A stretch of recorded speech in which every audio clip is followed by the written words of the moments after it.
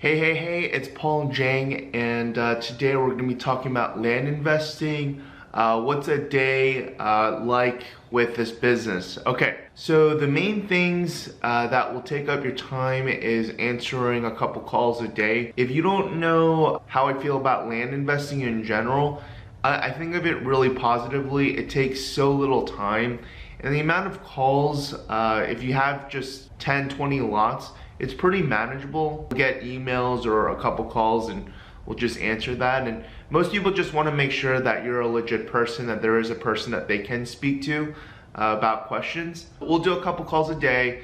We'll do a trip to our post office. We have a PO box for our business mail, and we'll just check over there to see that we get any offers back for land that we sent an offer out to someone to ultimately sell their land to us. So we'll check some of those. We'll record some deeds with the county.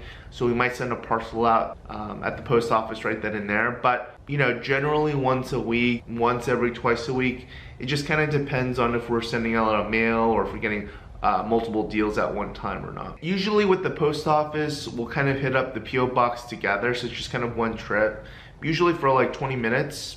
20-30 minutes if there's like a long line or if I have to write something out. We'll also do some email responses. Some people have an inquiry about a certain property and they'll send us an email. We'll email them back, and a lot of it we've created templates. It's basically copy and paste answers. You'll find that a lot of people just kind of ask the same type of questions, how would payment go, that kind of stuff. The next thing that we also do that takes up some time is whenever we have a deal, we'll do an electronic contract and we'll get a deposit. So we'll use a system called Sign Now, but other popular ones are PandaDoc, DocuSign. Any of those work. If you're tight on your budget, you could just send them a PDF for them to sign and then send back to you. The other thing we also do is we'll get deposits for a credit card, and that's like 10 minutes.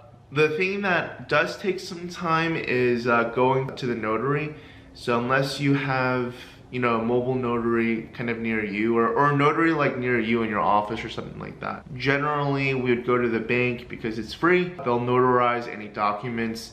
Usually it's with closings and anytime we're recording a deed to send off to the county for self-closing. Once a week we'll get a bunch done or something like that. Kind of knock out all of them all at once. Usually we'll do this whenever we're also going to the post office and kind of make it like an hour trip. The last thing that I also do is I'll post land as we get deals onto different land listing sites. In the past, I used to post on Craigslist and Facebook.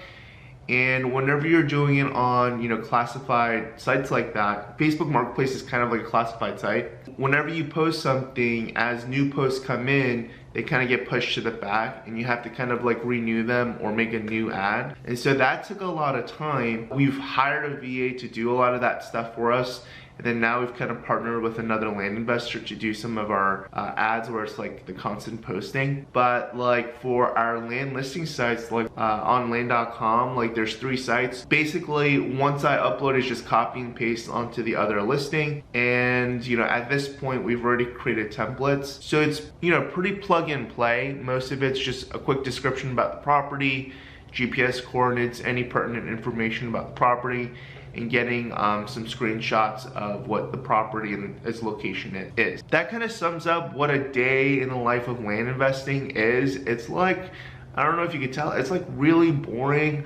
But the thing with land investing is that it really doesn't take up that much time. It's a couple calls, an email here and there, and then stopping by the bank, stopping by the post office, posting some land on some sites, and that's kind of really it. It really doesn't take that much time. So if you had any thoughts about land investing, if you are kind of an introvert, or if you want and you just don't want to talk with people that much, you don't want to get face to face, or if you just want to work from home, I think land investing is a really good option. It's also good for people that want to side hustle while they have a full-time job, or if you want to get into the real estate kind of market and start having assets. The cool thing I like about land investing is the fact that they give you these we could do these quick cash deals, as well as like the owner financing and bringing in passive income streams.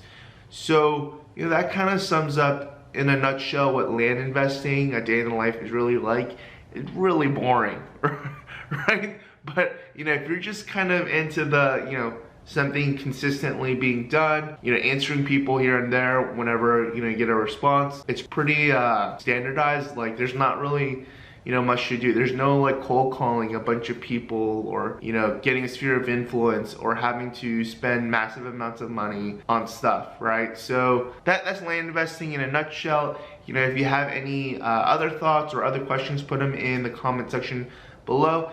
And let me know if there's any other videos you want to see in the future. Subscribe and like, it helps us out with the YouTube algorithm.